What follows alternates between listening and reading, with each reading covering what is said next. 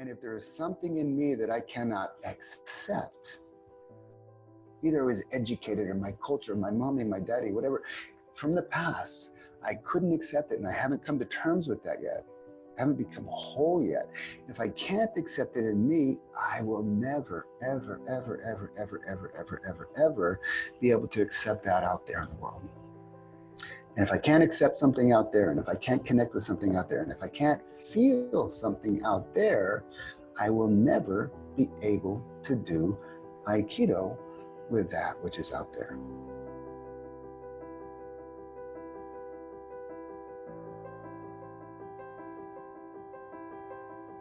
Hello everybody, Miles Kessler here, and welcome to the Integral Dojo's community call on Aikido and Shadow. And I'm very happy to be diving into this this topic, to be collectively bringing our awareness, which is like shining light into the shadows, bringing our awareness into this this also valuable topic of Aikido and Shadow Work. And I'm happy to be here today with one old friend and one new friend. Richard Moon and I have known each other for some 20 years, I suppose, and we've always danced in the shadows together, so to speak. And Chris Thorsen, I've been kind of tracking Chris for a while. I don't know, I've never met Chris personally, and I've seen some of the online offerings that he's been involved with, and I've always been impressed. And recently, Chris was involved with in a discussion through Aiki Extensions around shadow work.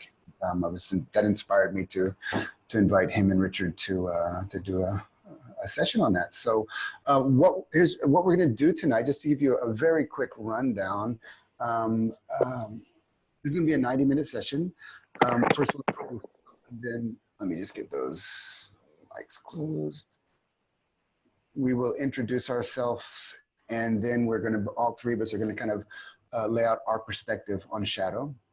And then we're going to go into a discussion of what is shadow work and what is Aikido, specifically Aikido and shadow work, and how are these two things related. We'll open the mics for some clarifying questions. You will have a chance to do a breakout, a little community breakout, where you can discuss in smaller groups. And we'll come up and do a question and dialogue session. And at the very end, I'm going to offer a rather short but pithy actual shadow work practice that you can take away. And it's very simple, but it actually has the potential to go deep. So that's this evening. Now, if at the end of the 90 minutes, we're going to stop right on time. If there's still people that feel the energy is moving, there's a lot of interest, and you want to continue the conversation after we finish, please stick around.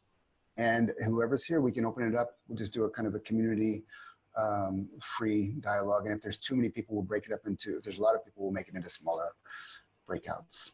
So we decided that I'm not going to introduce anybody tonight, but we're going to introduce ourselves and why we're here talking about shadow work. So Richard, since I know you, maybe we start off with Chris Thorsen.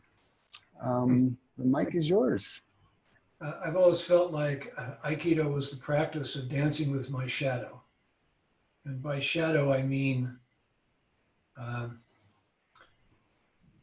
the conditioned mind or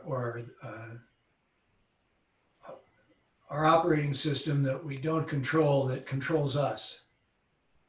So there are a lot of ways to define shadow, but basically Jungian, it's the conditioned part of yourself. And you could say especially as people kind of perceive it as a negative, that it's the part of yourself that sabotages you in life. And I've looked at this conditioning, and I think Aikido helps us develop awareness of and the ability to engage with and actually come to acceptance of our shadow. And that however we are treating our uke is actually a reflection, a mirror of how we are treating our own shadow. Though I'm now of a mind, though I've played it that way for years, and I've helped a lot of leaders and other people address their shadow and in the context of development, coaching and the like. No, I'm not so sure. I think the shadow is the whole persona, the whole character structure, the whole conditioned mind, the whole limited mind by which we normally identify ourselves. And nonetheless, I think Aikido is a pure art for learning to dance with our shadow, even defined as our whole persona. It's a way of releasing from the limited self and immersing oneself in the chi, in the ki, in spirit, and allowing that to move us, in particular on the mat, but in life. Mostly the work I've done is to help folks look at where they're coming from. Are they coming from their conditioned operating patterns, or are they coming from an unconditioned open presence that not only experiences the vibration of life, but understands that the field of that vibration goes well beyond the boundaries of their body. And I think Aikido gives us the opportunity to have that experience under pressure with other people in relationship and learn to release into, let's call it, deeper awareness for the moment, an unbound self. From there, Aikido happens through us. It's not something we are doing. I guess I'll stop there and say it. I guess it's worth knowing that the difference has been made for a lot of leaders that both Richard and I have worked with over the years. It's also worth saying that Richard's my Aikido teacher, and that we've been together for 45 years plus and been partners in the leadership work. We've had tremendous opportunities to experiment with slow motion Aikido with leaders in all kinds of companies and enable them to make this shift from conditioned to unconditioned awareness.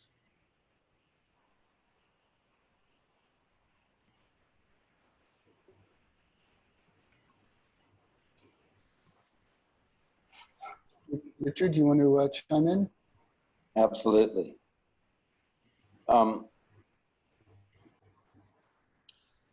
There's a physicist you may be aware of named Richard Feynman, who when asked, do you believe in God, said, I refuse to answer the question until we've defined the terms. And I really think that if you're in the right mood, that's exactly where the exploration lies. And I think what caught me when I saw the interview that Chris did with Quentin, which I then sent to Miles, and as often happens, and though Chris and I have worked together very closely for 45 years, whatever it's been, it's amazing how differently we can see, approach, describe, experience, whatever the game is. And my sense of that is it's just been incredibly enriching. And that's kind of what I got in the way that Chris described it as working with the shadow. And I think Miles and I spoke for a moment. I think for people who are aware of the term, and I'm not sure what percentage of people that would be, but I would expect a lot of the people who have done consciousness studies of almost any kind would have some sense of that term from Jung's work. And he was talking in terms of the development of a persona. And I would say the way we generally know ourselves, the thing we could say about ourselves that we might even believe to be true, are in the realm of the persona that can be spoken to and spoken of. And how do we talk about, how can we find now in a very quick moment together, the language to describe the distinction between the persona and the, I'm going to play with words now, I'm going to make up words, the aspect of being behind the persona that, if you will, designs the character that you've come to play in life. And I don't know how much you like to think of who you are is as an act, but if you think about how different you are at different times and or in different situations and or with different people, you start to recognize that there's, it's really much more like a gem with so many facets that all you can do is begin to appreciate aspects of some at any given moment. And this totality escapes us or eludes us dramatically. And that would be true at a persona level. It would also be true at a being level. And then I want to go a priority to that. And so I'll use the term energetic level. And if you like the word, I could use the word spiritual level. And if you didn't like the word, I'd be happy to stick with the word energetic. And to talk about those motivations and urges and intentions and ideas and things that begin to manifest in your life in those either unguarded or open and flowing moments. And so my sense is that whatever you're connecting with at those moments really represents the, with a capital S, shadow, the whole aspect of the universal being, universal totality that you are, that you're ignoring, not aware of, or resisting. And so if you started to recognize that this totality of energy was something that you wanted to be in harmony with, and then you started practicing doing that, and then your life manifested in such a way so that you generally tended to live in a feeling, regardless of what material proof manifests, of that of a great love omnipresent in all quarters and all times of the universe. So I think that if I look to the definition of how I'm using the term shadow, yes, that totality, once you've unified with what that totality, that's Aikido. So those are hopeless approaches on the definition of the impossible. Well, thank you, Richard. So, okay, so I'll kind of give my little 2 cents here. Yeah, like I said before, shadow work is there are people doing shadow work in Aikido, and that's really their thing, and they're into it. Just a second, let me work on the mics here. Yeah. But it's not the most common thing. I mean, let's say everybody's doing Aikido in whatever way they're doing it. If you see some people moving to the edges for looking for a little bit more alternative practices to enhance their Aikido, it's usually more in the awareness field, like meditation or some type of energy work. And that you can find commonly in Aikido. Finding shadow work, an authentic integrated shadow practice in the normal dojo is not so common, because shadow work, in a way, it needs these special conditions to do shadow work. And those are not the conditions of an ordinary Aikido class. First, everybody has to buy in that we're doing that.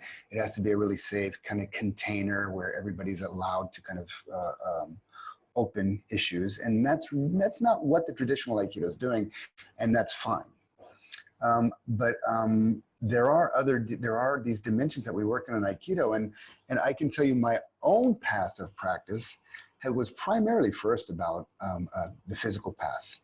I was inspired by some spirit, something that was calling me. I was definitely called by O-sensei's picture. And I was a very physical athlete, so I kind of went into the physical path. And only later did I really shift clearly. It's like, okay, I need more here. I'm running into limitations. So I moved into more of the spiritual direction in my own way. And oddly enough, much later, I realized, hang on, even though the spirit is unlimited, I'm running into limitations here as well. And it wasn't until much later in my path in Aikido that I actually started to come back around to saying, okay, that there's some shadow work that needs to be done. And it came to me relatively late, even though I've been doing it for many years now. It came to me relatively late on my path. You know, I kind of unfolded in very kind of clear ways. Now, that was my own personal process. And I think that anybody who's doing shadow work must come to it in their own personal way. So, you know, like you say, you can't force depth of awareness on anybody. So it has to be, the timing has to be kind of honored. As for what shadow work actually is, shadow work for me, it's the disowned aspects of yourself. Whatever it was in the past, we had experiences and the experiences were too overwhelming. It was difficult for us to cope with. Either it could have been an event or just a culture that we were in, is something in that culture didn't really work. There was something about ourself that wasn't allowed or couldn't cope with the situations. And our psychology has this amazing little effective defense mechanism of suppressing that aspect of the self that is really having a hard time to cope, suppresses and pushes it out. My self boundary, my sense of self boundary, something in there doesn't really work, doesn't feel good. So there's somehow we manage to suppress it. It's out of the self boundary. It's still me, but it's outside of who I feel I am. And I can't see it. That's why it's the shadow. It could be anything. It could be issues around power. It could be mommy daddy issues. It could be around money. It could be around sexuality. It could be around your own sexuality. It could be anything. It really could be anything in life, and we all have experiences, just think back, that was difficult to cope with, and the coping mechanism was just to put it out. And that was the right thing to do in that moment. That's how we stay intact, by detaching, and we stay whole, and we survive. 5 years later, 10 years later, 20 years later, 30 years later, 40 years later, that disowned aspect of the self is still disowned. And it's quite literally, shadow work is something that I cannot see myself. It's behind me. Everywhere I turn, where's the shadow? Everywhere I look, I don't see it. Where's the shadow? But everybody else can actually see it. It's operating. If you have the eyes to see, you can see it operating. But me, my experience is that I don't see it at all. And the fundamental experience is that it's not me. It's not in my first person experience. And when it's not in my first person experience, where does it go? This is really the important part for this talk tonight. Where does it go? It goes out there. Look at those people. Look at those weirdos. Look at that group. Look at him. Look at her. Look at all those issues out there.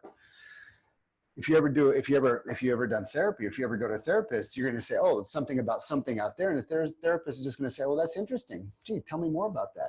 Oh, no, I don't want to talk about that. I want to talk about, no. I'm going to hear it. Please, in a skillful way, they'll get you to talk about that which is out there.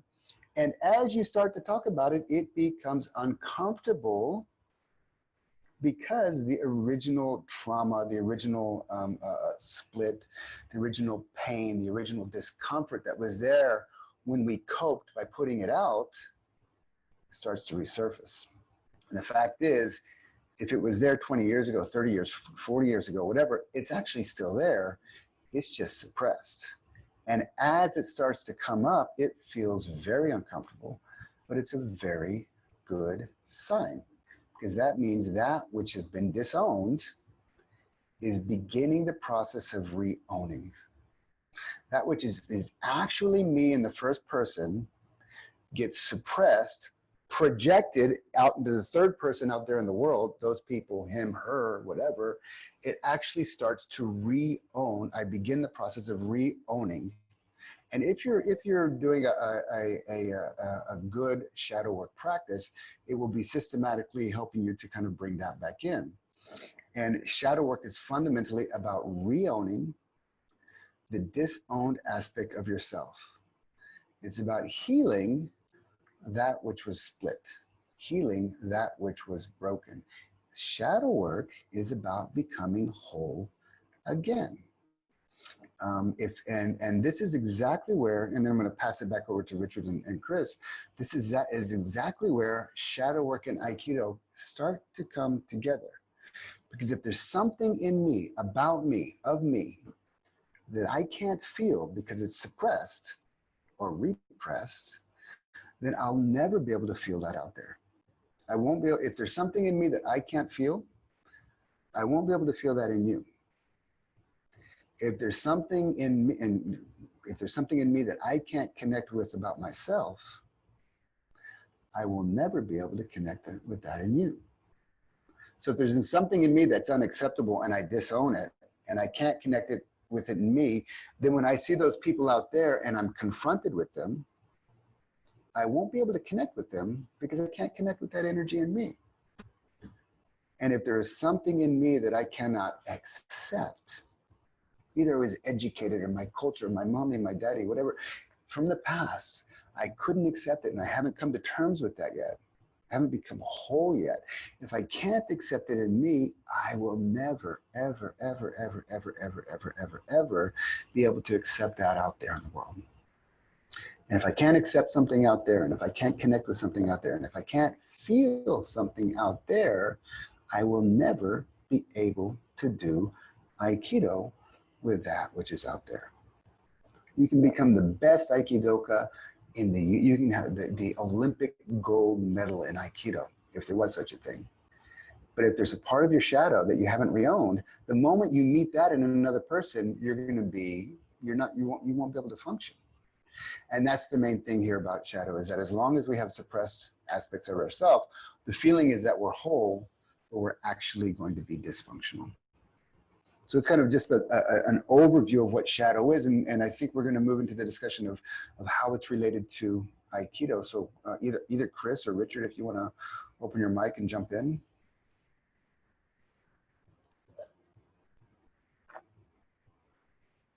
You have to open your mic, so I had some background noise, so I closed everybody's mics. I used to do some crisis counseling, and I was not trained for it. And I got into Aikido because it looked like a way to develop the inner grounding that could handle the criticality of these situations. And it proved to do that. Then we got invited into working with corporate leaders. And what we found was that if a leader was calling up a big change or a transformation or facing a big threat, as we know from Aikido, they were given a kind of matching rush, the rush of energy to enable them to deal with it. And what happens is that along with the rush of possibility and great potential that comes through with the declaration for a breakthrough, like the kinds we worked in, the next shadow work of the leader appears on the surface of that wave. And if the leader tries to dodge that, then the project will go down. The enterprise will fail. If they can turn and face into it and come into acceptance of that next level of their shadow work, then that enables the energy to manifest through them as leader, and the whole thing unfolds.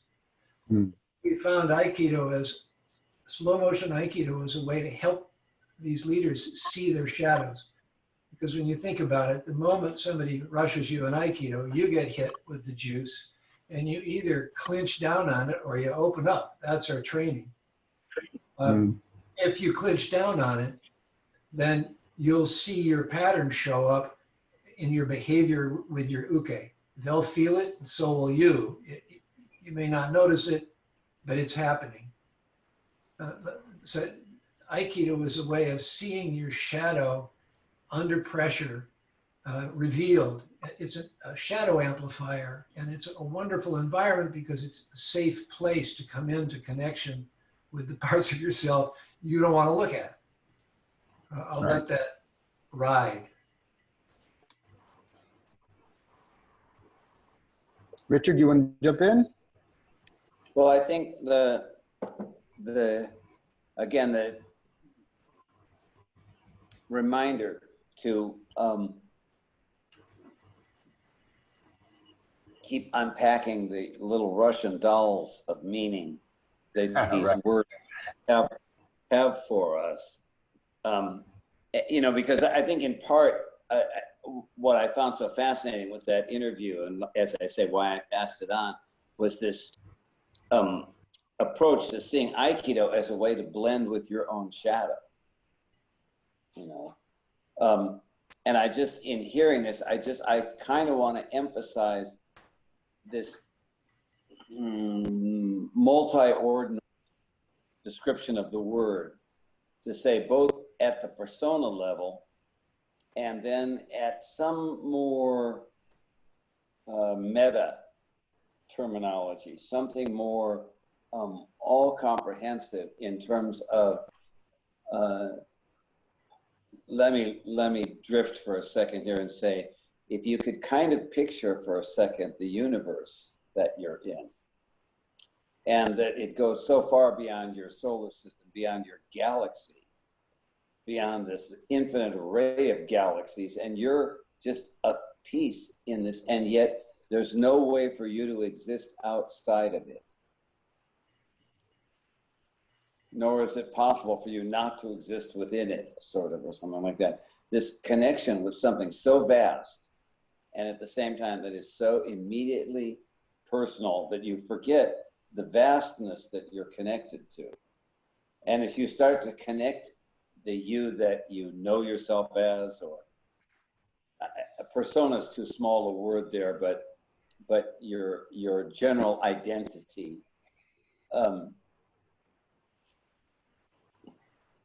the interpenetration of the totality produces a kind of power that is unimaginable from the realm of the separated parts, however we want to talk about it. And this letting yourself reassemble, it's the word reconciliation work, this reconciliation within the self that then shows up, I think, as an attitude of reconciliation, which especially those of you who've studied other arts as well as Aikido know the quality of the techniques, the non-injurious, pardon me, non-injurious quality of the techniques, the spiraling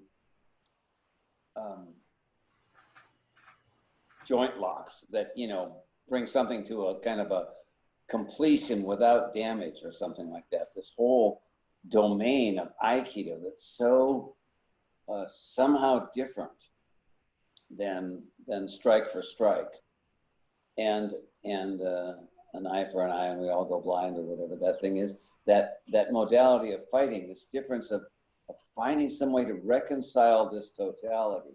And I see that storm going on within myself, and that's really all that matters to me, especially these days on lockdown. I don't get to even deal with imaginary, you know, whatever people on the mat in that sense. But it's just this shift into a oneness, and I don't want to minimize the personal level of that, and exactly what Miles was pointing to.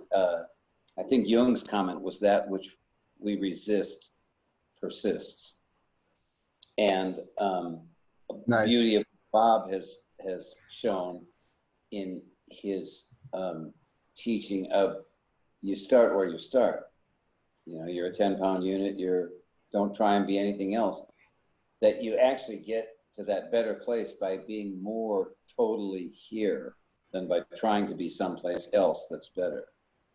Or you can't get out here or something like that. So this assembling, reassembling, reconciling, unifying these aspects of self, and especially the ones that both Miles and Chris have pointed to that tend to be on the dark side. And I also want to include in those or with those. This, what was Marianne Williamson's thing or something like this? It's not the darkness that scares us, but it's our light. Right. Yeah. The golden shadow. One of the questions that golden came to my mind as I was coming in on this meeting was the question of, let's say we've agreed that the shadow is this kind of territory, kind of conditioned territory, or the territory of the character or persona, the good as well as the bad. Who's casting this shadow? If the persona is the shadow, who's casting it? As we continue on with this evening, I just want to, or morning, day, whatever time it is for you, I just want to let you know that there's a chat here. If questions are coming up for you, we already have a few comments coming in, but if questions come up and you want to put them in the chat, I'll be monitoring, we'll bring them into the questions. We're going to open it up for some clarifying questions and comments in a minute. But Renata says it's a brilliant question that Chris just asks. And that kind of leads me to this idea that, you know, in a way, Aikido, this path of Aikido, Do, meaning path, is the art that we practice is not an ordinary path, but rather a high-level path of mental, emotional, spiritual, obviously physical discipline. And as an authentic path, every step that we take on the path is a step of awareness. When there's no awareness, we're not really walking on the path. We're doing something. That's why, you know, you can do ordinary stuff. You can do things as an ordinary path and you don't really need awareness. But the moment you activate awareness, mindfulness, attention in the present moment, it becomes a developmental process. It activates that developmental process. And that developmental process, the path, sooner or later, and usually sooner, is going to lead us to our own limitations. Physical, technical limitations, physical fitness limitations, mental limitations, relational limitations, spiritual awareness-based limitations, and emotional limitations. And there's a few different ways that we can incorporate a work with on the path of Aikido. One would be awareness work, which I mentioned before, which both Richard, Chris, and we all have kind of background in this. But that's states training. And in states training, the more you go into either non-self or non-dual states of awareness, the more things become either universally empty or universally whole. So there's a sense of oneness, or a sense of a positivistic sense of emptiness. That's one direction we can go with our practice. It is not shadow work. In fact, that shadow work, or if you're doing that practice and avoiding shadow work, then it's a spiritual bypass. You're kind of bypassing all the limitations, the emotional limitations. And that's exactly where shadow work is needed. And, you know, so just to touch on something that Chris said before with in working with leaders, how one leader, if he took this on, it was the difference between a successful project and a non-successful project. And for sure, because I know there's a lot of people doing Aikido here, there's even a lot of Aikido teachers on this call, or leaders in their own right. Our shadows, the shadow in the teacher, the shadow in the leader, will always be reflected in the students. Shadow of the leader is going to be reflected in the organization. The shadow of the teacher is going to be reflected in the students. So it's super important whether you're you know, a student and or a teacher or a leader, and we're all students in a way, that we kind of take this on. And shadow work it's like there's no end to shadow work. You can always do some more shadow work, but once you've started shadow work, you start to understand what's going on. And then when you look out there in the world, you actually see things differently. And again, I don't believe it's our position to tell people they have to do shadow work, because that never works. It doesn't work. But when we do shadow work, it changes everything. And that, again, is a process of 3, 2, 1. In other words, third person, what I see out there, what I project out there, I have to start to re-own in here. And I'll talk about that a little bit more, but I just wanted to kind of touch on that. A few questions seem to be coming up here. Mallory's here with us. Hi, Mallory. Nice to see you. She says, very interesting topic intro, but also sounds very theoretical. Great. Can anyone offer a more personal example to share understanding? I'll give a very simple understanding, and we'll pass it to Richard and Chris. I have a 3-year-old daughter, Adia. And so let's say something happens, she spills something. I also have a 6-year-old daughter, Yoel. So Adia does something and I see something spilled and I'll say, Adia, who spilled that? And she'll look at me and she says, Yoeli did it. I know she did it, but she'll say, Yoeli did it. Why? Because when daddy confronts her about who spilled the milk, it's too much for her to cope with. It's just too much. So she knows she can't take it on herself yet. And she knows she can't project it onto daddy, who's in the second person relationship. So she has to point over there into the third person, project it out to her sister because her sister's not there. So that's kind of a very simple way that we displace these experiences outward. So Richard, Chris, do you want to share anything?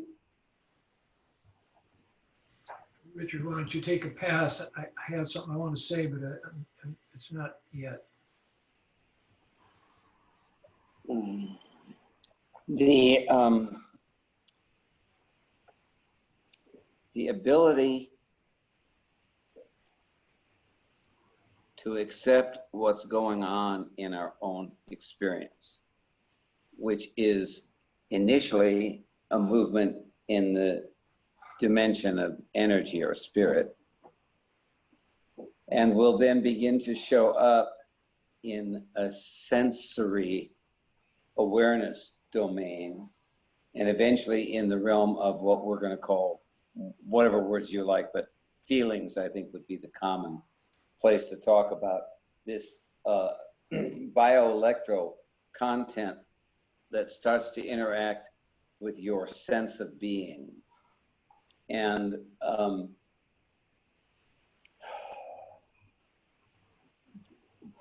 it's, again, I just want to come back to there's a domain of you that's bigger than you're used to paying attention to. And it's always pushing on you. And I look towards that force or that quality of force as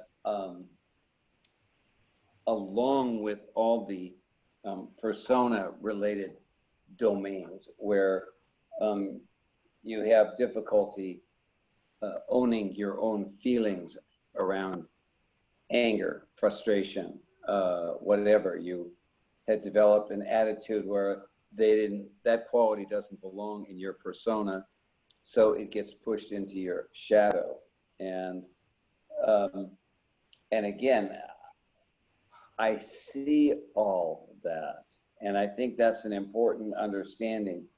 And there's an aspect of dealing with this personal, emotional, felt sense of being. And as honest as you can get with yourself about experiencing what's going on for you. The thing that makes that possible is recognizing that the meaning that you're making about that experience and the attributions that you're making to that experience are constructed. They're completely made up. They're completely imaginary. I'm not saying that they aren't real in your experience, just like you come away from the theater and you had this wonderful experience that, of course, nothing really happened. It was just people saying lines. But so what we're talking about here, I think, is the way that you invest your life force into the meaning that you make about an experience, the way that you describe it, the way that you control it, and what you push away from adding into that. And I'll leave it with the words from Goethe, who said, when pride and memory argue about what happened, pride always wins. I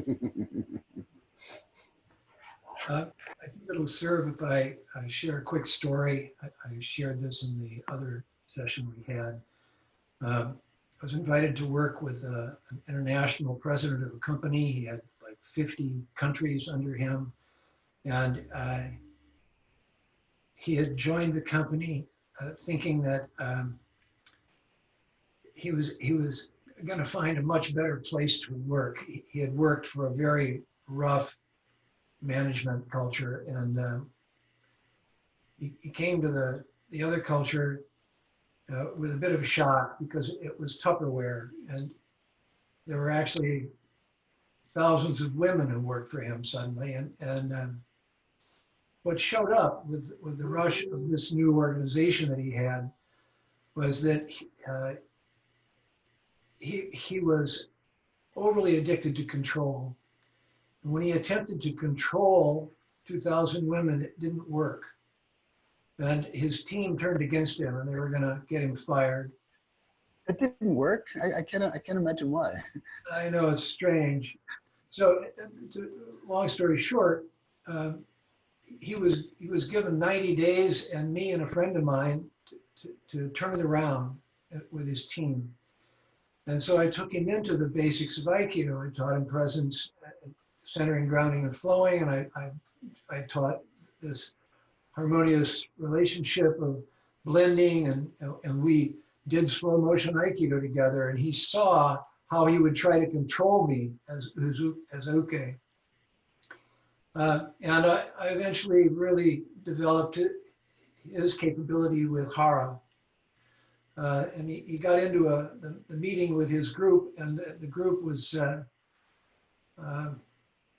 not happy with him.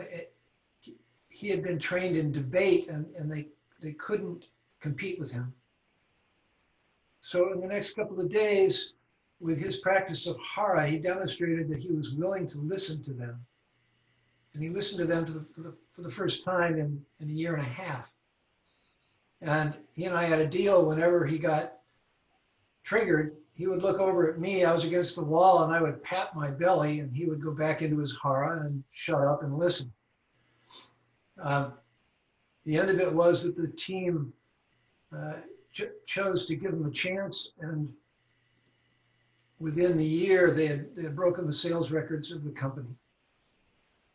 It was the inner training and the revelation of doing Aikido in slow motion with me, for him to see his effect on me physically, enabled him to realize his effect he was having on his team relationally. I'd also like to say that though we teach presence and harmony, what Richard is making reference to is really the essence of all of this. And that is, in the end, it's not enough to be present and harmonious. In the end, you have to let go of the you that's doing the Aikido and release from your persona self doing the Aikido, and allow the immersion in consciousness itself to do Aikido with you and your partner. To allow the totality through your own release to unfold what's needed. Chris, let me ask you something here. Can I ask you, because if something's in our shadow, I don't know it's there, and I can, no matter how much awareness training I've done, or how awakened I may be, if something's in my shadow that I have not done the work to reintegrate, I can't release my consciousness into it. It's impossible. And in fact, developing awareness, consciousness, and shadow work are actually, they're diametrically opposed methodology. Not opposed, but they're different methodologies. I get that you hold it that way. I would challenge this. I would In what way? challenge my own teaching of Aikido at this point.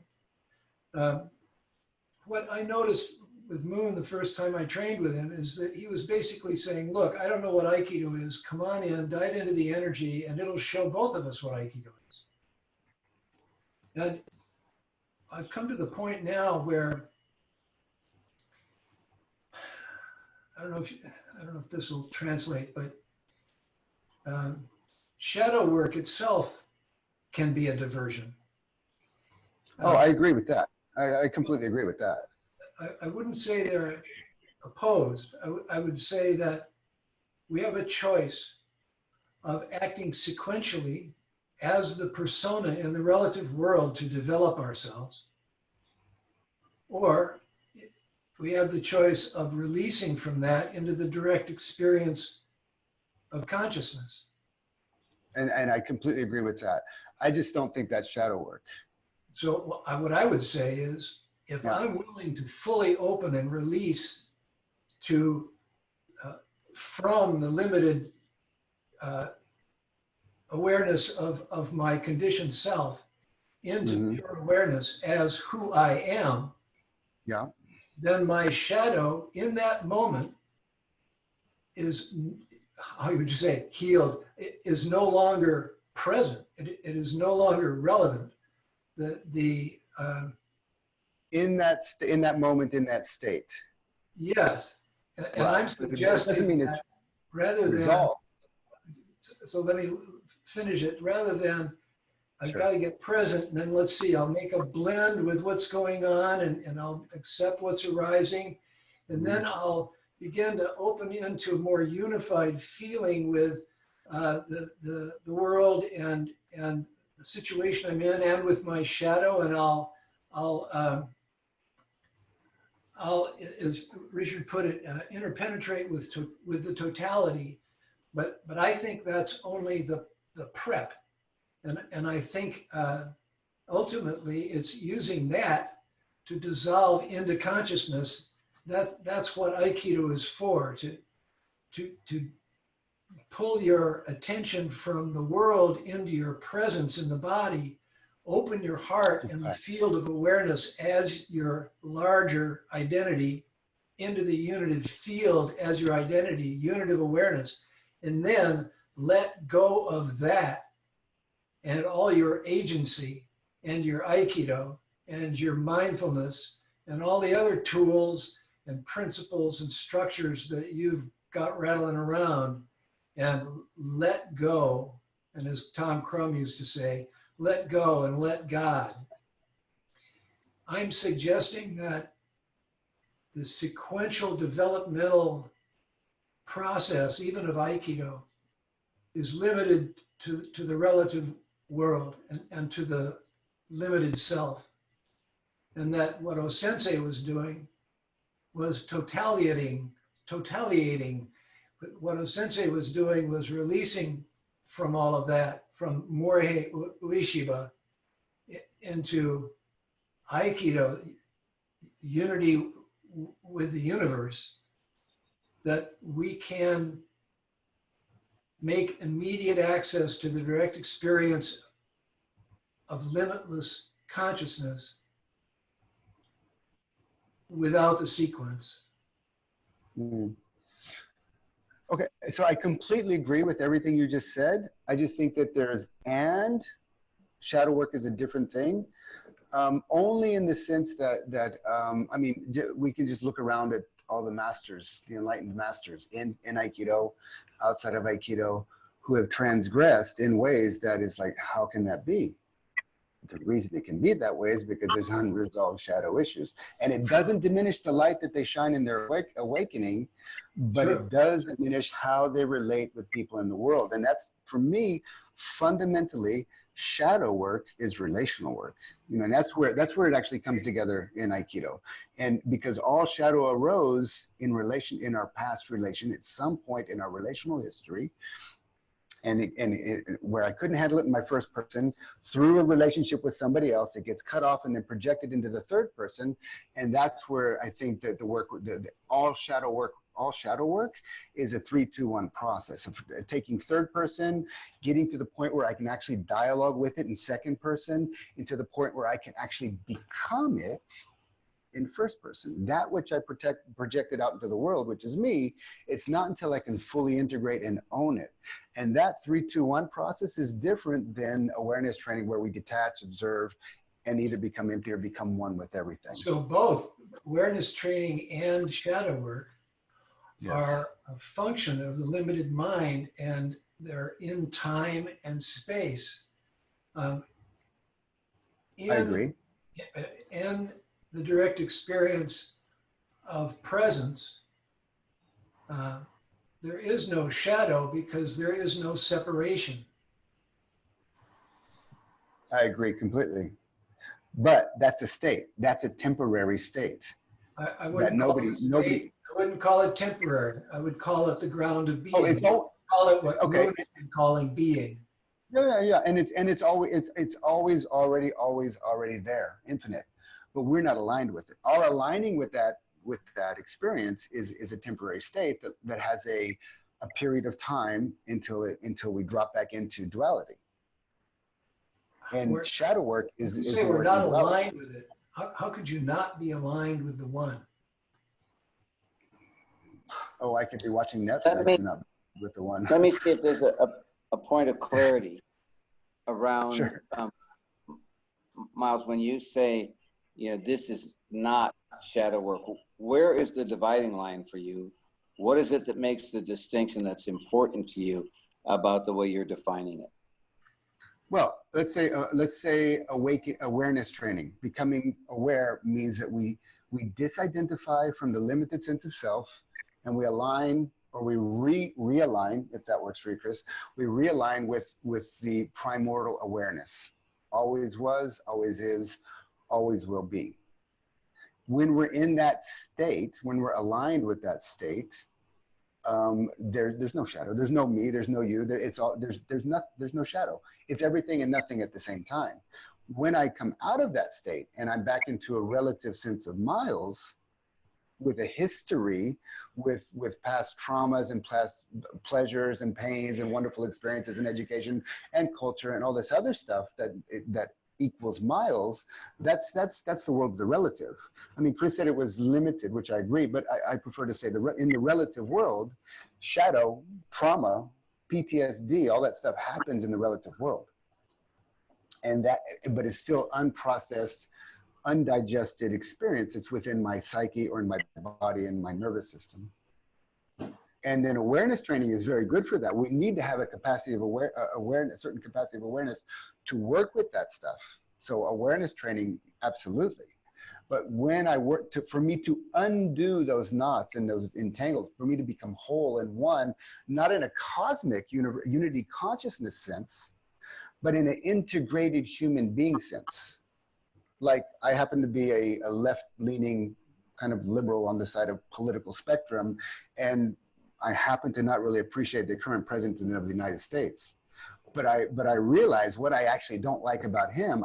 For me to really be on the path, I have to connect with that in me. I have to deal with it in here, because it's really not about what's out there.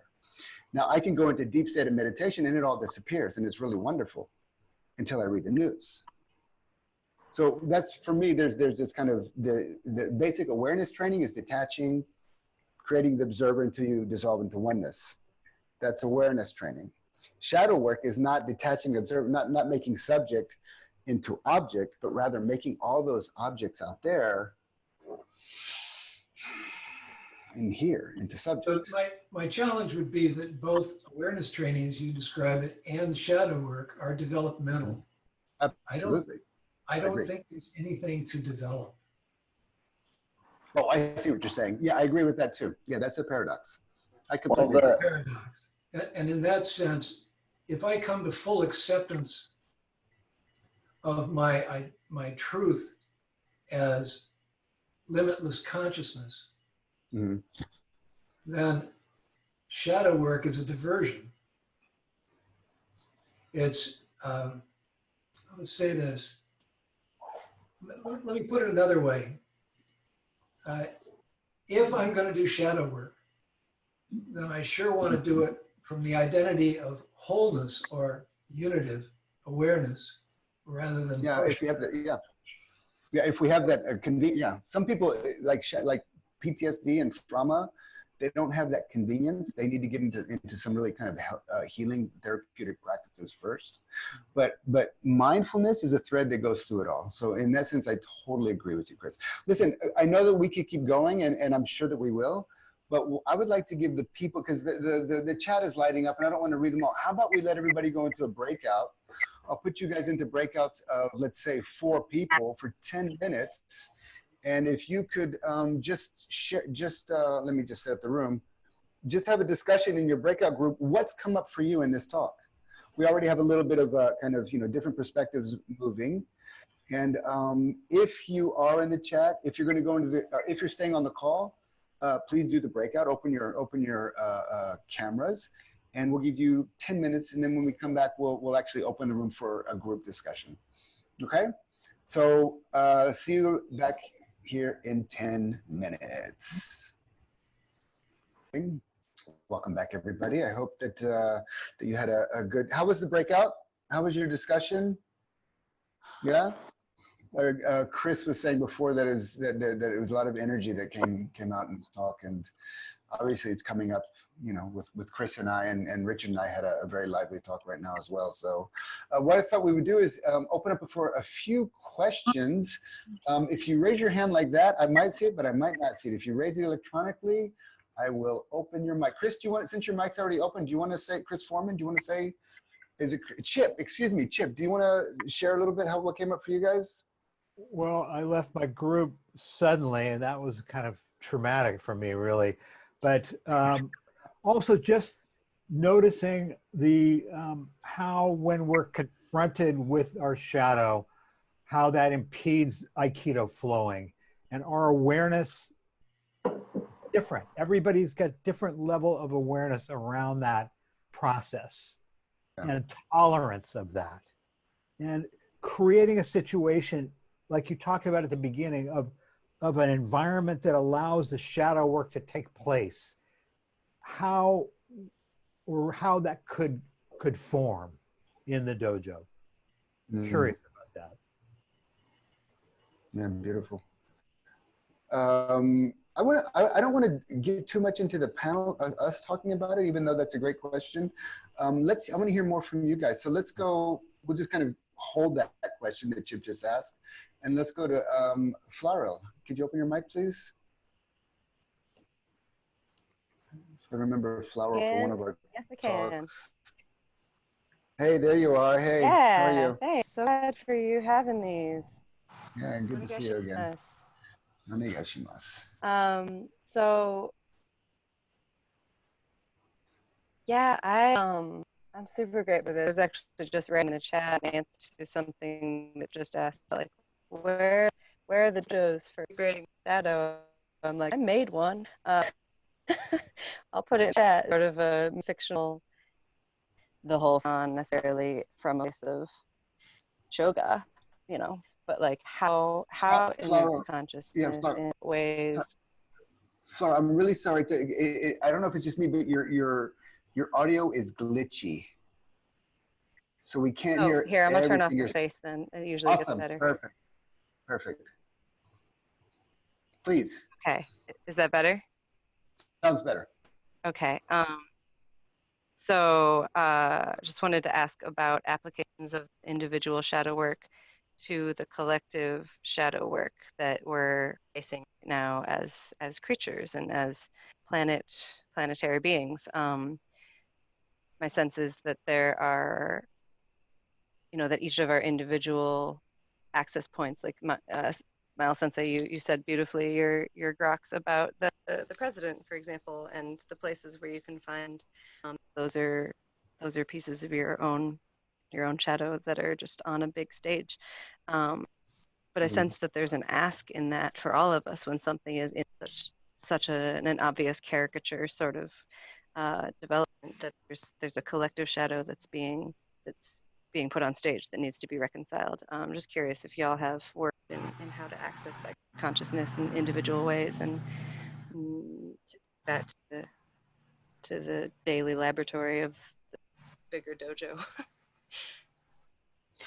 Well, I'll just say quickly, and then I'll pass it on.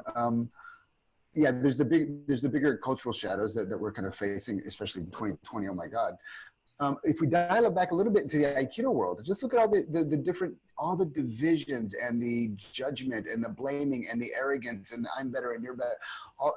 Aikido world is full of it. Aikido is beautiful, but it does, you know, it's full of human beings. So there's a lot of human and or collective shadows. And I belong to a really strong Aikido community that had its own shadow for years. And the work there was basically my work. It wasn't communal work, you know. So I think in terms of working with bigger shadow issues, first we have to do the work ourselves, fundamentally. And then we have to gather with a Sangha. We have to gather together with a Sangha of people who are interested, who actually put the awareness in the middle.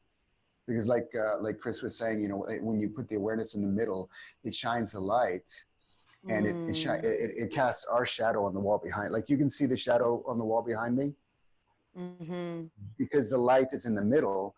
And when we gather around and we say, hey, we're gonna organize around awareness. The shadow gets cast, and if we have the courage, Richard and I were just talking about this, if we have the courage to face it, we'll face it. And like I was saying before, it's relational. And the only way for me to see my shadow, Flaro, is for you to reflect it to me. Period. Period. There's no other way. I can't see it. So that could be in a therapeutic context, or it could be just in, you know, like the stuff of life context.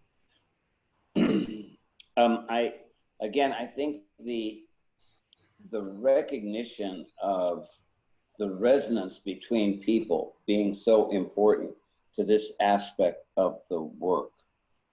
And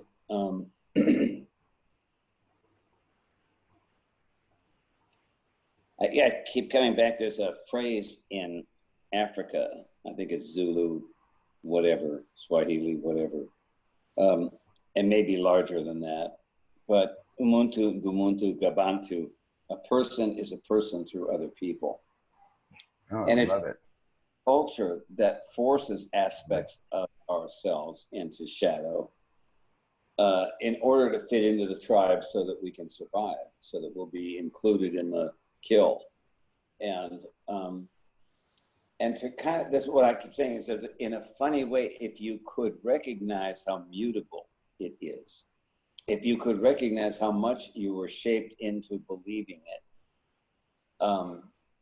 then I think you could hold it loosely in a way that I don't know that it allows us to, quote unquote, cure it or heal it or make it go away. But it certainly diminishes the unconscious hold and the unconscious control that it has on the choices we make. And I guess I might add, you know, each of us has a point, a certain amount of horsepower, a certain amount of weight that needs to be moved, a certain severity of the decision that needs to be made, and the limited amount of time that we have to make that decision. And there's some point at which we all burn out, we freeze up, we go whatever. And so recognizing that place where we're dysfunctional due to not being in harmony with the time and the ratio and whatever it is that we need, and practicing living in that domain and creating that domain with each other. To me, that's where the Aikido is. It's what it's about. It's why it can be so valuable.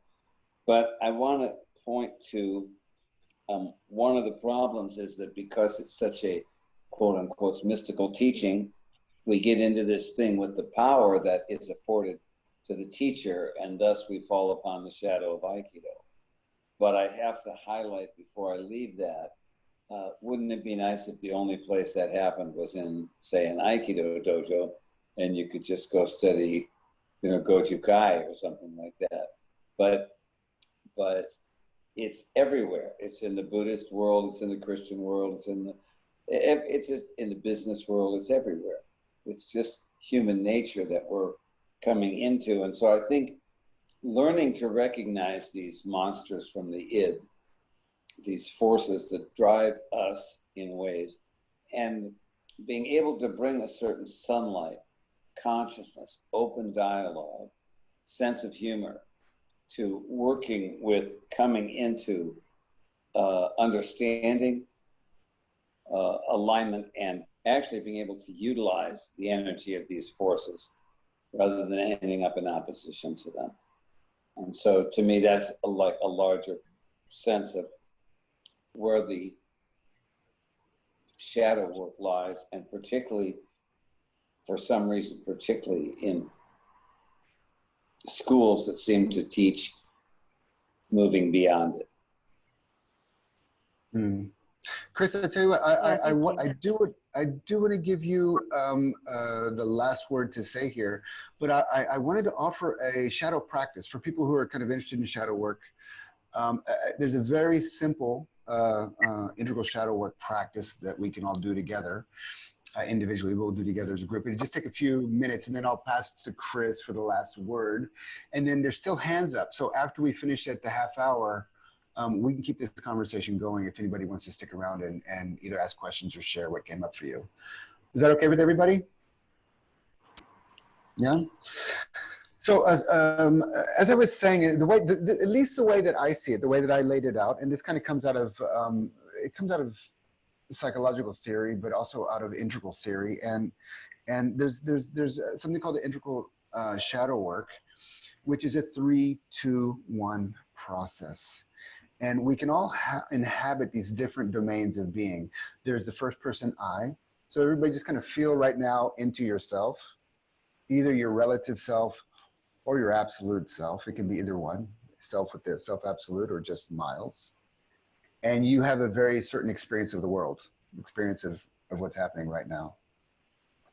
And then as you move out of that place, if you look into the eyes or the faces of the other people in this room, even though it's virtual, there is a certain virtual intimacy that you can connect and create with the people here.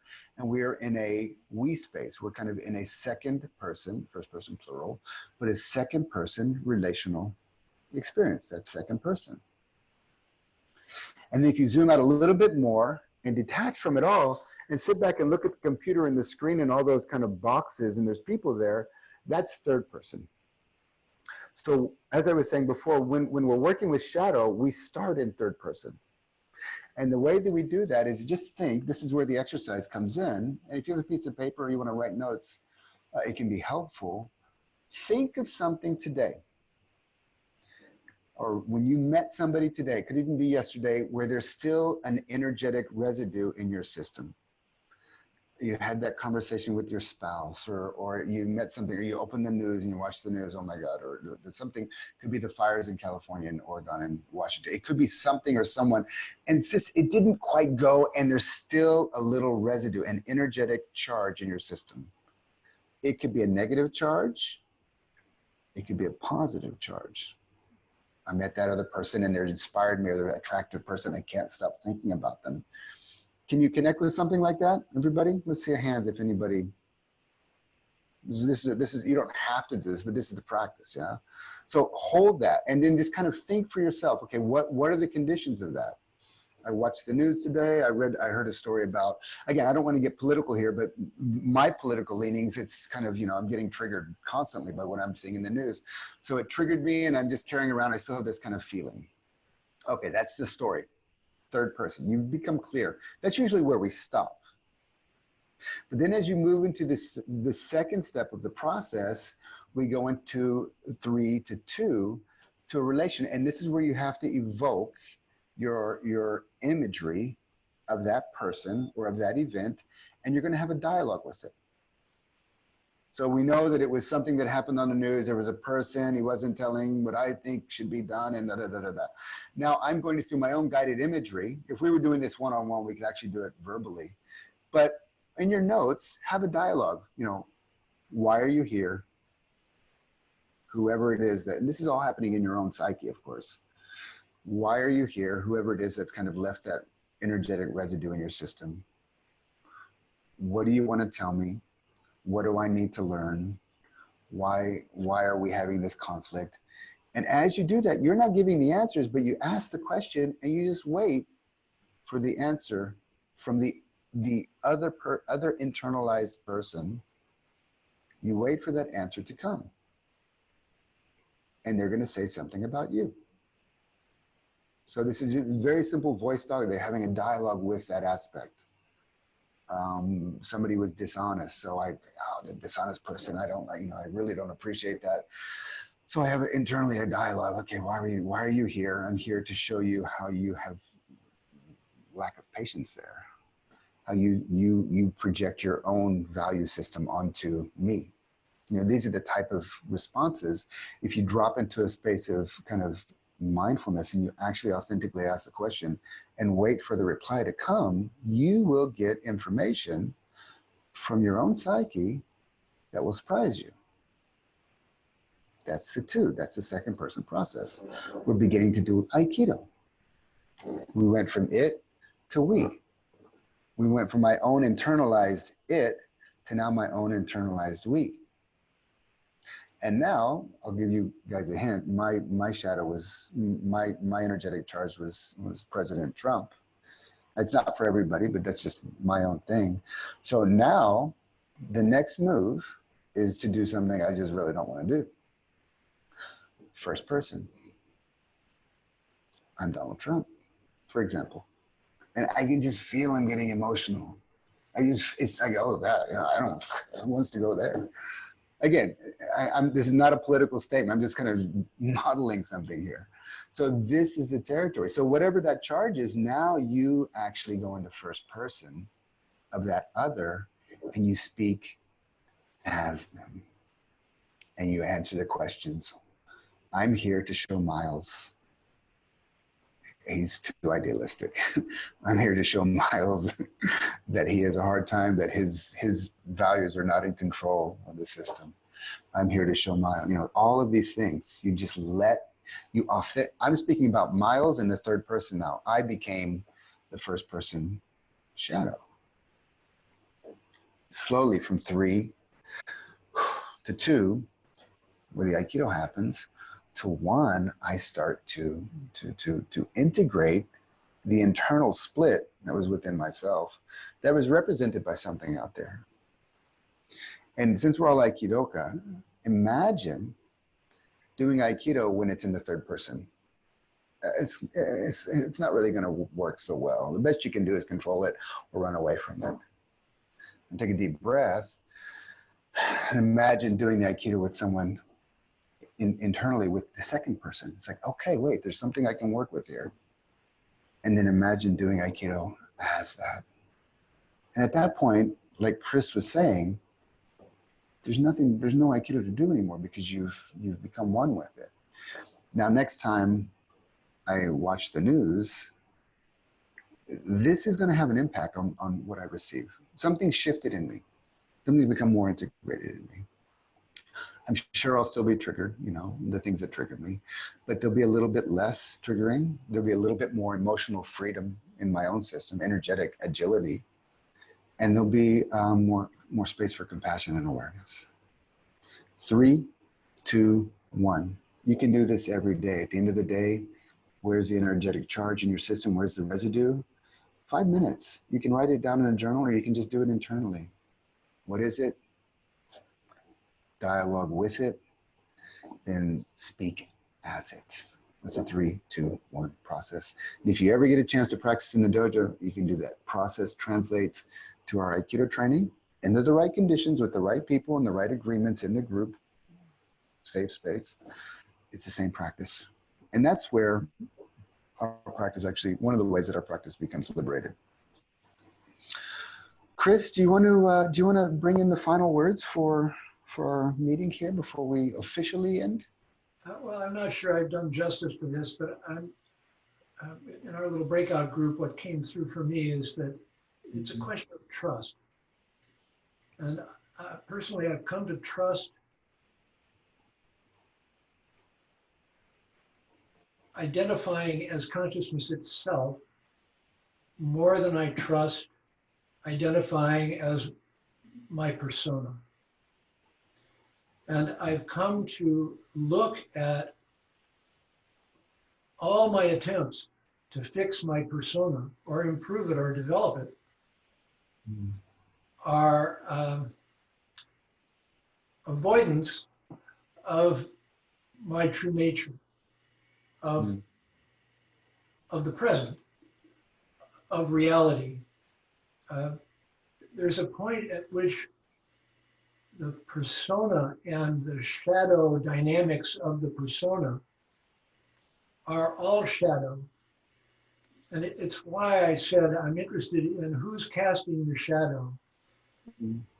If we identify ourselves as a persona, there's a lot of work to do, and there'll always be a lot of work to do. And if we Endless. identify ourselves as spirit, as pure consciousness, which is really all we are, all the rest being imagined, as Mr. Moon said, then there'll be no effort required. Beautiful. Thank you, Chris. So as I said, we are going to officially finish now, but if anybody wants to stick around, there's still some hands up. We'll bring you guys in. And if you have to leave, thank you so much for coming. On behalf of Richard and Chris, I want to thank you for joining us and being part of this, this session. If you can stick around, just hang tight. Chris and Richard, I want to thank you guys very much. And Richard, do you have any final words? No, I just enjoyed being encouraged to explore further into the questions, and look forward to more as we go forward. Amen. Thank you very much, everybody. We're going to bring it to an end here officially, and then we'll continue with part 2. Okay, so for those who have to leave, thanks for staying. I will open Sharon's mic. She's been patiently. Actually, Sharon, can you open your own mic, please? Yeah. Welcome. Hi, thanks. Thanks to my breakout room group. That was very helpful for me. And what came up was we're working in an area of paradox. And the only way I find to really speak is metaphor and story. Yeah.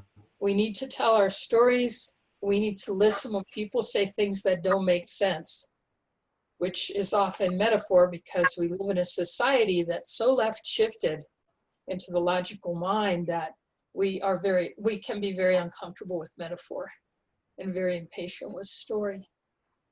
Because what happened was I told a brief story in the group, and just having it heard opened it up, and then people had a couple of comments, and it opened up more. Yeah. And I was very nourished. So that was the big piece for me. That's beautiful. You know, that's the key. I think whenever we tap into not dealing with shadow, in a way being victim to our own shadow, I don't know if that's the right word, but it drains our battery. Yeah. You know that you're on the right path when your battery is being charged. And that can either be by connecting with truth absolute, unity consciousness, or reintegrating you know, some old stuff that hasn't been dealt with yet. You can come both ways. Yep. Being received. My friend has this great phrase, being received as you are and as you are not. Oh, I love it. I love it. That's great. So thank you. Yeah. And Chris and Richard, you guys jump in. Let's open Lauren's mic. You guys jump in anytime you want. Lauren, can you open your mic, please? Yes, thank you. This has been a very interesting session. Of course, I know Richard very well, but I don't think I know the rest of you so well.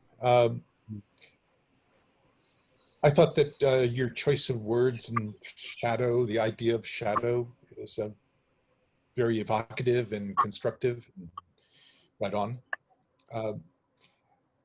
Listening to you, I thought about how in Aikido we practice omote and ura for every technique. You know, why do we do that? Right? It's absolutely, you know, from the beginning of Aikido, omote and ura of every technique. Well, sure, there's practical reasons from martial arts. You got to get off the line one way or the other. But because I think that, you know, we have to remember that omote is the outer surface and ura is the inner surface. And so every technique, we're forced by this exercise, by this way of training, to approach everything as having a shadow or having a reverse side. So I thought that, you know, was the first thing that came to mind listening to you. The other is, yeah, I studied with Hikazuchi Sensei before I studied with Nado Sensei, and also I spent quite a few years with Terry Dobson. And there's enormous consistency amongst these teachers, even though the teachers themselves are very different and their approach to teaching is different. The internal teaching is completely consistent in my own experience. And Nado Sensei talks about the dark side, right?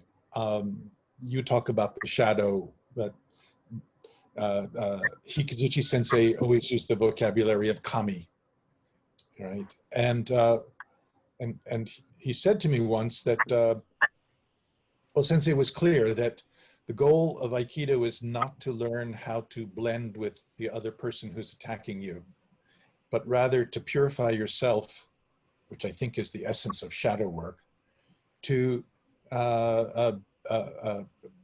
become one with the kami, right? To become one with the universe, the spirit world, as Chris described.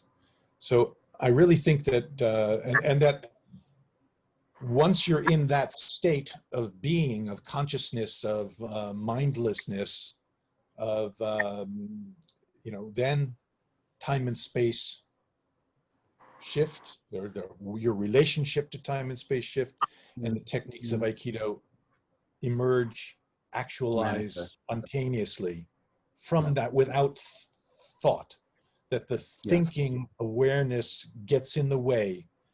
And the thinking awareness gets in the way, that concept is shared by many martial arts, right? So O-sensei brought something even yet more nuanced, and that was, of course, you know, Bu becomes love, martialness becomes love. And so, you know, the shadow work really, I think, brings us around to that question about, you know, love of someone else, love of yourself, love of the universe. And so I just want to commend you for this discussion. I don't have a question. I just want to share my comments and experience. And people were asking for direct experience. I'm retired mostly now, but I spent my professional life providing interface between the US and Japan in business and art and culture. And the Aikido was enormously helpful, not because I learned how to like treat my clients to, you know, Nikkyo, but because Aikido teaches us how to lead and how to stay connected and how to adapt to changing situations when you're not in control, you know, and so this is all very wonderful. Thank you so much. And that's it. I want to leave room for other people. Thank you, Lauren. Well, I like the term, you know, of leaving room for whatever when you're not in control. And I think it's how it's kind of one of those funny dichotomies. You know, how do you get in control when you're out of control? By being out of control. You know, you got to blend with what's happening. At any rate, thank you. If anybody else has questions, I encourage you to open your mic and raise your hand and join us. I could go back to the chat, but until, Suzanne, can you open your mic, Suzanne? I want to say thank you, because I was so enriched by this, by having a beautiful discussion and seeing how different perspectives can work together, even though if maybe we can't see it yet, they're just part of like a bigger puzzle. Somehow they come together. Even I might not understand right now, but there's just like different sides of something. And I think that could be observed when listening to you. And it was really, really, I'm so grateful. I just want to say thank you. Yeah. Yeah, thank you, Susanna. Yeah, I appreciate it. Renata, you want to open your mic? Yeah, something has been kind of cooking in me all the time because of the different perspectives I was offered here, and I feel like cooking soup out of them right now. And what I have come up with, and I wanted to give you to think about, is 3 things interacting. First, shadow, as far as I see it, what we don't know we own, let's say, we won't bring with us when connecting with the absolute. It's kind of left outside at first. This is my experience of my trials by now. So when I don't know of something, I won't have it with me, kind of, or won't see that I have it with me, so I won't profit in one point. Right. Or the absolute won't profit from me in this point, rather. And then, yet, when I connect with the absolute, as partial as this may be, and as short-lived and whatever, it gives me the courage to accept more, the courage of anything, be it seen in me or in others, and it doesn't make such a big difference anymore, either whether it's my trait, my pattern, my fault, or somebody else's. It's just a trait, a pattern, a fault I have to deal with anyway from the absolute perspective. And so I can look at it, re-owned or not. From there, again, by interaction, like in Aikido, I can look at it closer, learn from the interaction, maybe allow my angriness towards something I see in others, and then get the idea, oh, or someone says it, hey, you're no better than him, or I recognize it myself, and then I can accept it too. And this is where living from the absolute perspective into the relative perspective and shadow work are two sides of the same coin, or are and then I can see my shadow and accept it, and then I can relate to the absolute better and take this perspective more fully and with more joy and confidence. And the others are glad anyway, because I know my that's just a side effect. This is what I've come up with during this one. I love it very much, and thank you for these different perspectives were really robbing in me while I was listening them. And that's and, great. That's yeah, really great. I think Chris wanted to add a comment. Making me hot. Yeah. No, I just right on is all I can say. Yeah, great. Yeah. Karma, you want to open your mic? Yes. Can you hear me? I can hear you. Yeah. So I just want to comment about this, the structure of the session and how it went energetically. In the sense that as we approached, there was a conflict around the meaning of shadow and then the universal between mostly the two of you there. And it created a energy, so a charge. Right.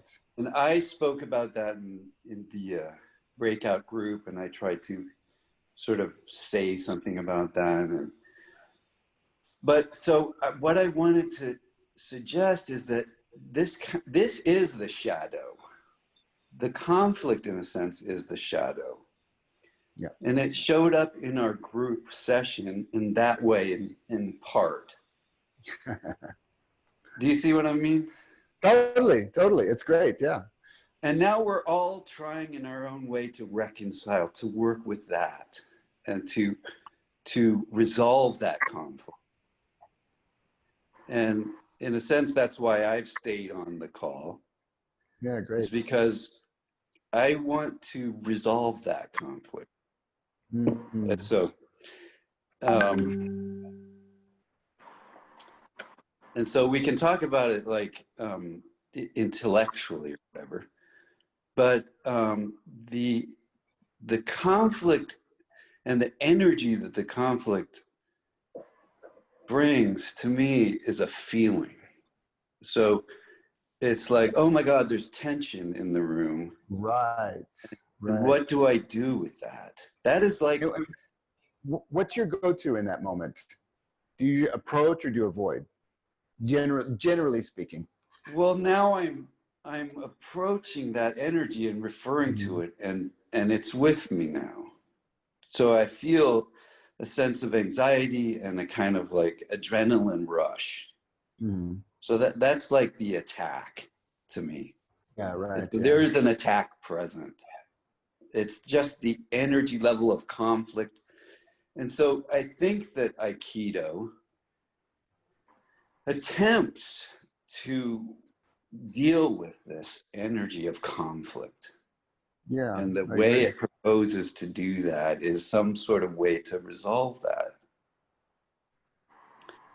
And it is by embodying that energy.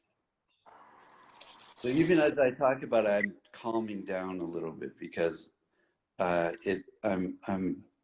so if we're going to enter into that field of energy that is created through the conflict and own it and become it, we are entering into our own power. So it's the power of ourselves, the power of these unknown parts of ourselves that we can somehow begin to embody, and hopefully in a positive way. That is the idealism of Aikido, I think. So in the idea of stepping off the line, changing direction, blending, in other words, turning around to see from the other's perspective, and then like extending and owning that power and throwing. It is like, and all within the idea of not causing harm. That is a beautiful idea. I feel like that's the idea of Aikido. Yeah, I completely agree. Yeah. And so I think to be able to turn around and see the other, because I learned this from day one in Aikido, to be able to tenkan, align with them and see the world from their point of view. Yeah. Wonderful, wonderful, wonderful. But what if that point of view I don't fucking agree with? Doing it on the mat, I could do it on the mat with anybody, you know, because we have the conditions. Yeah, let me give you an example. We check our beliefs at the door. Well, I just want to make my last point. We check our beliefs at the door. But when we get into the real world kind of conflict, you know, politics or whatever, for me to be able to align with them, I've got to do the work on my inside myself first. The only way it can happen. That's my whole point. But Karma, if you could just make your final point, because there's other hands up as well. I do want to kind of give other people. That's it. I'm good. I appreciate it. Yeah, that was great. Let room for other people. Yeah. And I appreciated your live kind of processing too, because it showed me that you felt comfortable in this space with this group of people to actually do that. Yeah, that's been a work in progress for me, but yeah. Me too, brother. Me too. Thank you. Let's see. Lauren, let's go to Laura first, and then we'll come back to Lauren. Laura, you want to open your mic? That's me, right? Laura, yes. Hi, cool. Yes. How are you, Laura? Good. How are you? Yeah, good. I had a quick point and a question for my breakout session. A while back, I think I was frustrated with something to do with myself. Not self-disciplined enough, not getting done some of the things I had, set out to go do. And I was pondering on this quote of true victory is victory over the self. And an idea that kind of came to me is, oh wait, if I'm not supposed to fight and beat up and smash my opponent in Aikido, I suppose that also applies to myself as well. So I think that that is kind of a metaphor for shadow work, that victory isn't something that I'm supposed to just definitively smash, although I'm still not really sure what it looks like. So also on that note, in our breakout room, all the three of us that were there were very interested in more applied practices. And I would just point out that, you know, mental practices are great, but until you have felt something or experienced something, then it's really hard to kind of grasp a concept anyway. So it's wonderful to do some type of applied practice in this area. I think to some extent all Aikido is that. But in a future session, maybe it would be awesome if you would highlight some more specific practices, especially physical ones for those of us that really take to the physical exercise first. Yeah, great. I'll consider that. Richard or Chris, do you want to share anything here? Yeah. Wherever you are right now, sink open into your body and sense the vibration in your body.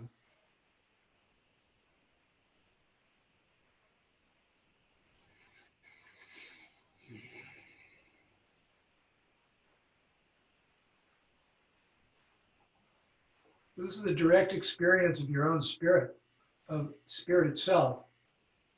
It is the direct experience of consciousness. The shadow is inside consciousness. Consciousness is not bound by the shadow.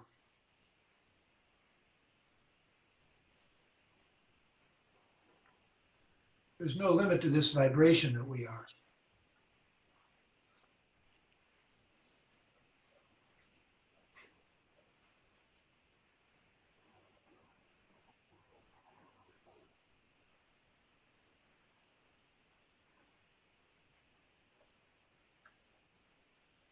It really does fall back into trust for me.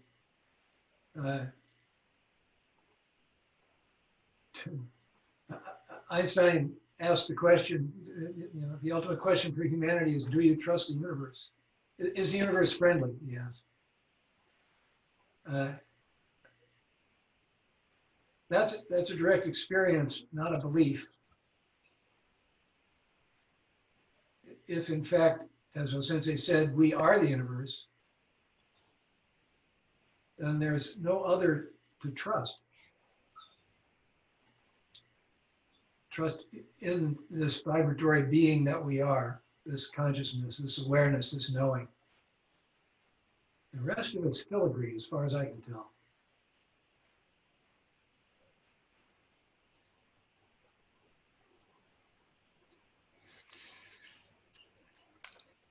Well, we're going to go for about 7 more minutes, and there's 2 hands up, Renata and Laura, and then they both already asked questions. I just want to give, if there's anybody else, if you're raising your hand like that, I can't see it. If you go to the bottom and click the participants button, the window will open. There we go, Carl. A window will open and you can electronically raise your hand. So let's get a new voice, and then Carl, and again, we just have down to about 7 minutes, so we're gonna have to keep these a little bit more succinct if possible. Carl? Hello. I have to deal with the voice. There's a lot of smoke here. Oh my gosh. Chris, you're one of the people that thinks I'm the Uke from hell. Carl, you're a giant love. And it's one of the things that I've been thinking about is there's a spectrum from rigidity and order and control over to chaos. And we want to be in the middle someplace where there's some order and some freedom. And if you get too much freedom, you get too close to chaos. And that's what I like. like the freedom. I like taking the chances. I like being open to the universe saying something. And then I try to go into a bunch of people and they don't want to be friends with me.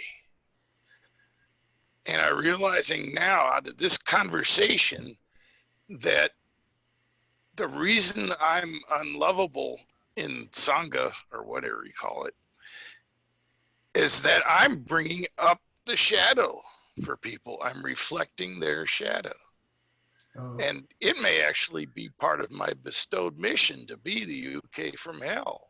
It's something I got to think. Carl, it may also be your shadow. Oh yeah, sure. Yeah, it's It you know, is. both ways. Or somewhere in between. Our shadow Wait, is I our gotta mission. stop. I gotta stop talking. My voice is going from the smoke. Thank you. Take Carl, care it's of yourself. absolutely Carl. wonderful to see you. So Lauren, you wanna let's open up. Oh wait, no, Lauren. Very I'm sorry, Lauren. Let's get Jacqueline because she hasn't. Let's get Jacqueline and then if there's time we'll open up for Lauren. Hi, Jacqueline. Oh, you have to open your mic, Jacqueline. There, I have There to you find are. the mic first. Hi, everybody. Hello.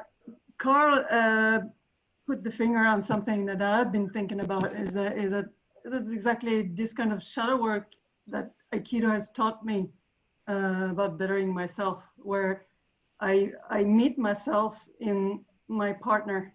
So if anything about my partner irritates me, it's usually a reflection of something I don't like about myself.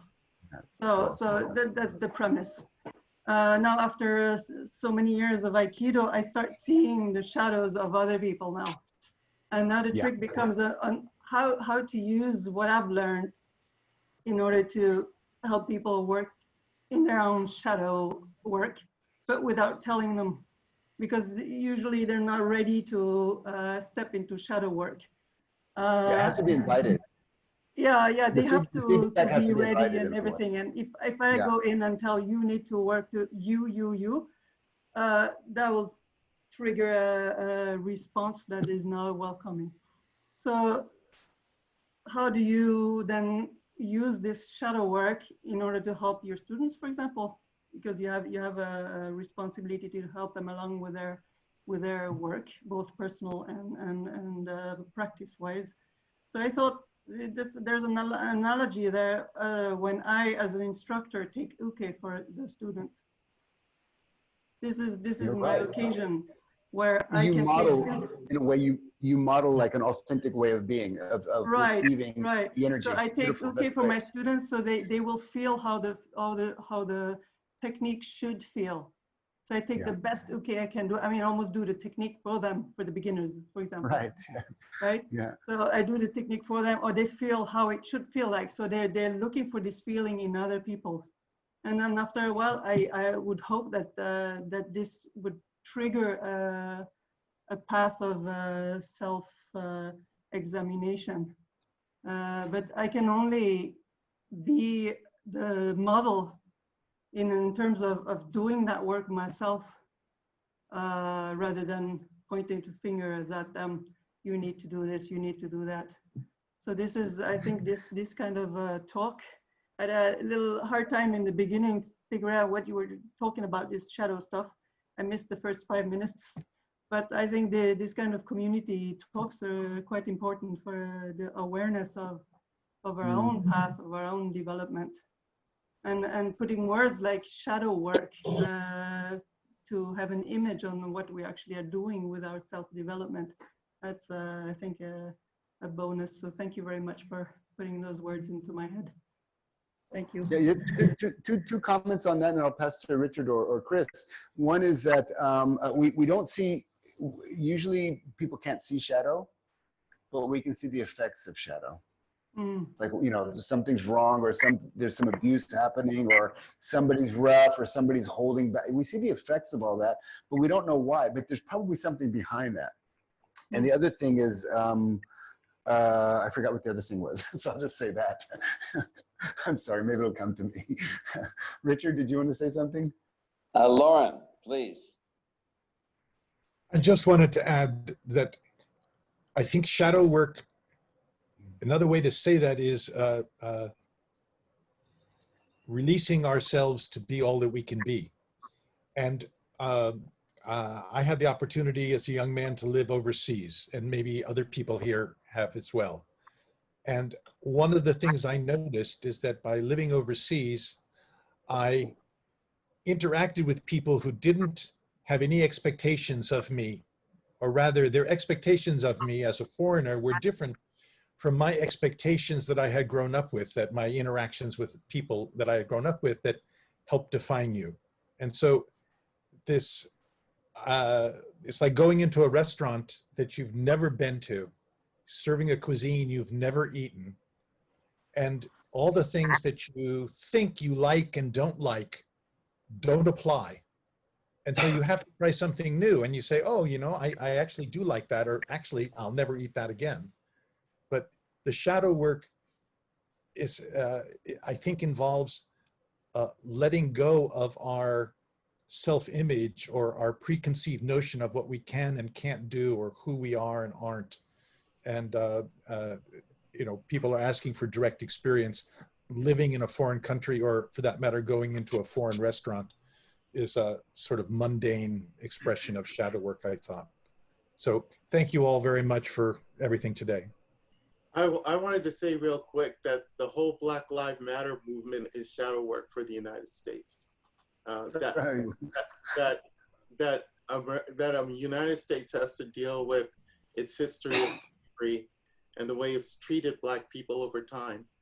And that's the shadow work for the United States. Oh.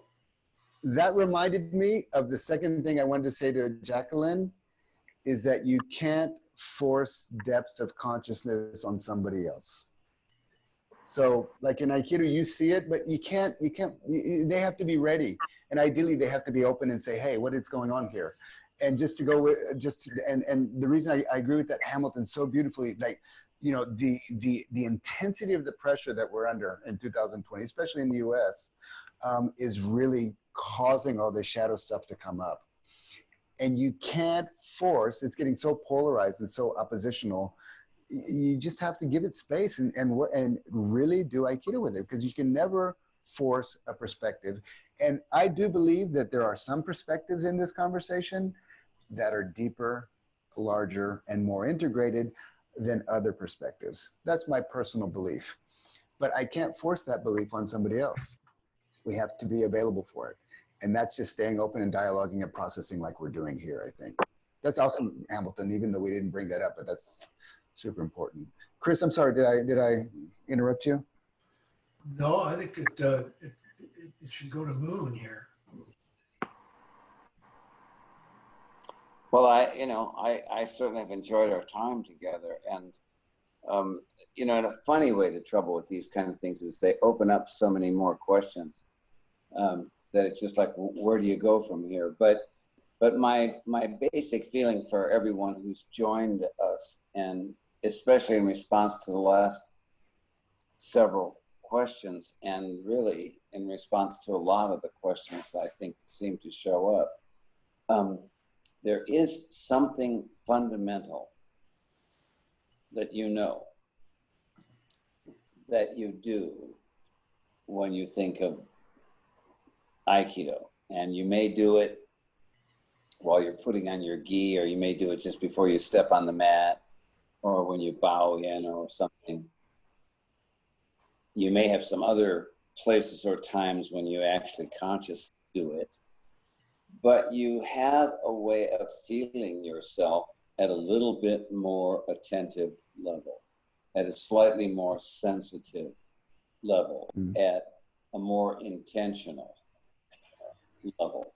And as you begin to feel yourself, as you do this shift, and then you can play the little helping games like left, right, left and right, left and right, center. And you start experiencing whatever those words mean to you experientially, and your shifting of your presence sensing already, pre-sensing presence,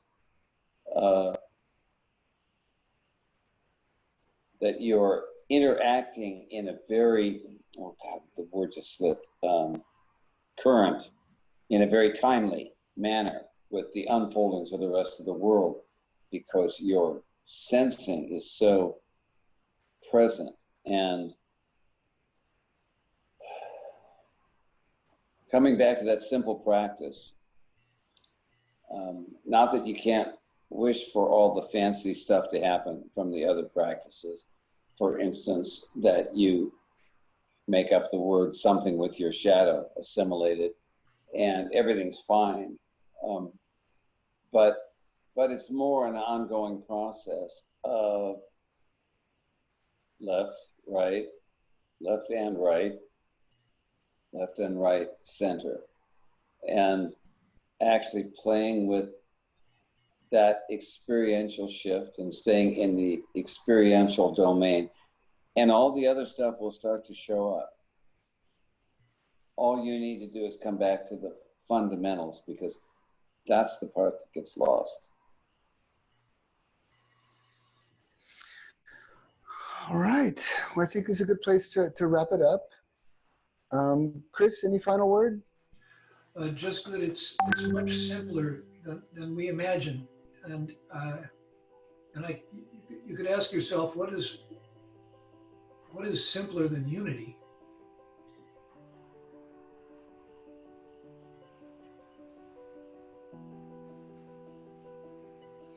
Yeah, great. And I'll finish off with simply saying that the shadow is the parts of ourselves that wants to be lived.